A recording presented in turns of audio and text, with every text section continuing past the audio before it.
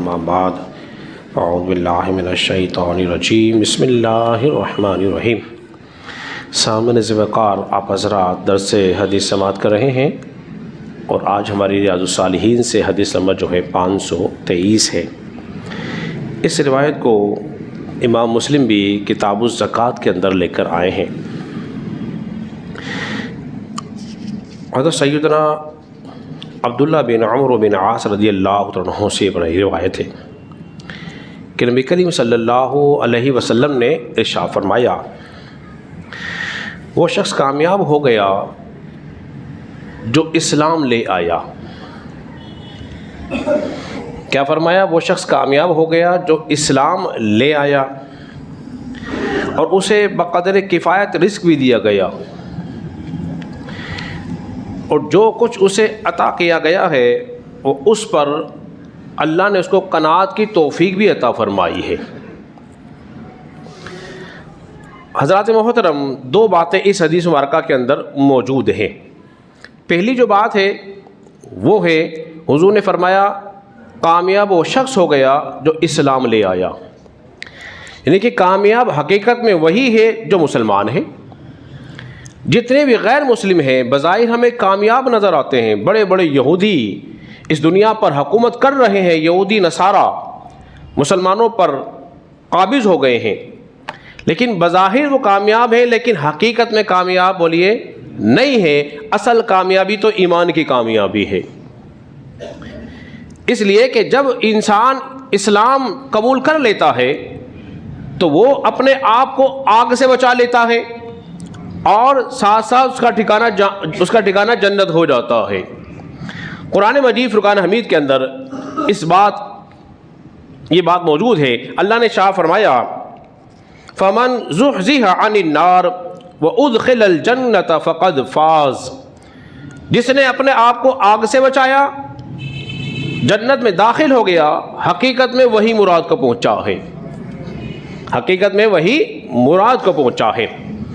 اور ایک مقام پر اللہ نے یوں شاہ فرمایا ہے، پہلا 18 سے 12، قد افلح المؤمنون الذین هم فی صلاتهم خاشعون، مراد کو وہ پہنچتے ہیں جو اپنی نمازوں کو خشوع اور خضوع کے ساتھ ادا کرتے ہیں۔ اسلام میں تمام عبادات میں نماز کو بہت زیادہ اہمیت دی گئی ہے اور اس کو حاصل ہے۔ حضرات محترم، علامہ قرطبی فرماتے ہیں کہ کفایت والا رزق کیا ہے؟ فرماتے ہیں کہ وہ رزق ہے جس سے اس کی حاجت اور ضرورت اس کی پوری ہو جائے، یہ کفایت والا بولی کیا ہے؟ رزق ہے۔ اور خوشحال اس سے نہ ملے، جو خوشحال لوگ ہیں اس سے مماثلت بولیے نہیں ہوتی ہو، یہ علیحدہ ہے۔ جو اللہ پر دیے ہوئے رزق پر قناعت کر لیتا ہے تو پھر اللہ تبارک و تعالیٰ کی رحمت کے جلوے پھر وہی بندہ دیکھتا ہے۔ حکایت میں آتا ہے بنی اسرائیل میں ایک شخص تھا جو بڑا عابد و زاہد تھا، وہ اتنی مزدوری کرتا کہ اس کی کفایت ہو جاتی، اس کی ضرورت پوری ہو جاتی، باقی جو وقت اسے ملتا وہ اس میں اللہ کی بندگی کرتا۔ ایک دن ایسا ہوا کہ اس کی مزدوری نہیں لگی، ایک دن فاقے سے گزرا، اس نے کہا کل میں جاؤں گا مزدوری تلاش کروں گا اور مجھے اللہ کی ذات پہ بھروسہ ہے کہ وہ مجھے مزدوری ضرور دے گا۔ بیوی نے کہا ہاں ضرور جائیے، اللہ پہ کامل بھروسہ کیجئے، وہ بہتر رزق دینے والا ہے۔ وہ اعلیٰ صبح اٹھا، صبح سویرے اٹھ کر جہاں مزدور کھڑے ہوتے اس سب میں کھڑا ہو گیا۔ قدرت خدا کی دیکھیے، جتنے مزدور کھڑے ہوئے تھے تمام تو مزدوری کے لیے ان کو لے گئے، سوائے اس کے یہ اکیلا کھڑا رہا۔ بہت دیر انتظار کرنے کے بعد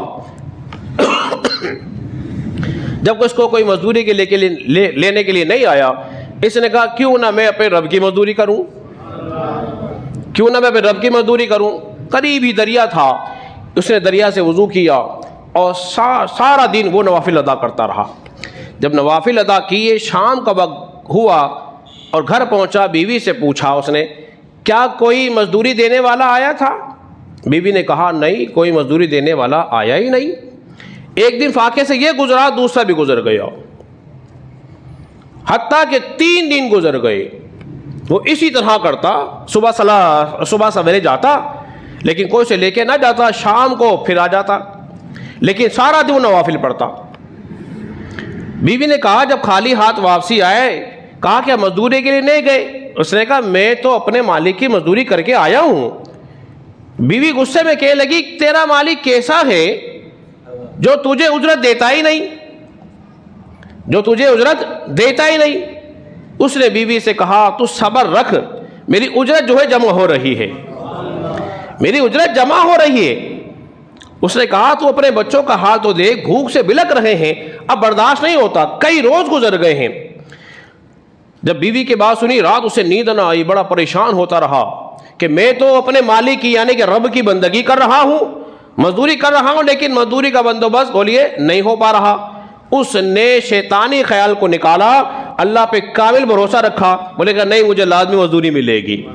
اللہ صبح پھر پہنچا، کمزوری بڑھ چکی تھی، حسب معمول دیگر کو لے گئے، اسے لے کے نہ گئے۔ چوتھا روز ہو گیا، اس نے پھر کمزوری کے باوجود بھی دریا پہ گیا، وضو کیا، وضو کرنے کے بعد پھر اسے نوافل پڑھنے شروع کر دیے۔ جب شام کو گھر جانے لگا، خیال آ رہا تھا اگر آج بھی مزدوری نہ ملی، رزق کا انتظام نہ ہوا تو پھر میں اپنی بیوی اور بچوں کو کیا جواب دوں گا۔ اسی پریشانی میں جب گھر پہنچا، دروازے پہ دستک دی، جیسے ہی داخل ہوا تو گھر میں سے کھانا پکنے کی خوشبو آ رہی تھی۔ بیوی کے چہرے بڑی خوشی تھی، جو پہلے گرج رہی تھی، برس رہی تھی، اب بڑی خوش ہے۔ کہنے لگی جب تم صبح سویرے گھر گئے نا تو تمہارے مالک کا قاصد آیا تھا، تمہارے مالک کا قاصد آیا تھا۔ اس نے دیکھو یہ درہم بھی دیے، دینار بھی دیے، پہننے کو عمدہ کپڑا بھی دیا، بہت سارا ہمیں کھانے پینے کا سامان بھی ہمیں دیا ہے جو بہت دن تک ہماری کفایت کرے گا۔ اور ساتھ ساتھ اس نے کہا، وہ کہہ رہا تھا جب تمہارا شوہر آ جائے اس کو میرا سلام کہنا، میرا سلام بھی کہنا، اور یہ بھی کہنا جو تو نے ہماری مزدوری کی ہے، جو تو نے عمل کیا تھا، تیرے رب نے تیرا عمل کو قبول فرما لیا ہے، اور اگر تو اس سے زیادہ کرتا تو تیرا رب، تیرا مالک تجھ کو اس سے زیادہ عطا فرماتا۔ تو حضرات محترم، معلوم یہ ہو رہا ہے اس حکایت سے، یہ درس سے، کہ اللہ پہ کامل ایمان بھروسہ رکھ لو، اللہ پر کامل ایمان بھروسہ۔ جب اللہ پہ کامل ایمان بھروسہ رکھ لیتے ہیں تو اللہ تبارک و تعالیٰ غیب سے مدد فرما دیتا ہے۔ اللہ رب العزت کی بارگاہ میں دعا کریں کہ اللہ ہم سب کو سمجھنے، عمل پہ ہونے کی توفیق عطا فرمائے۔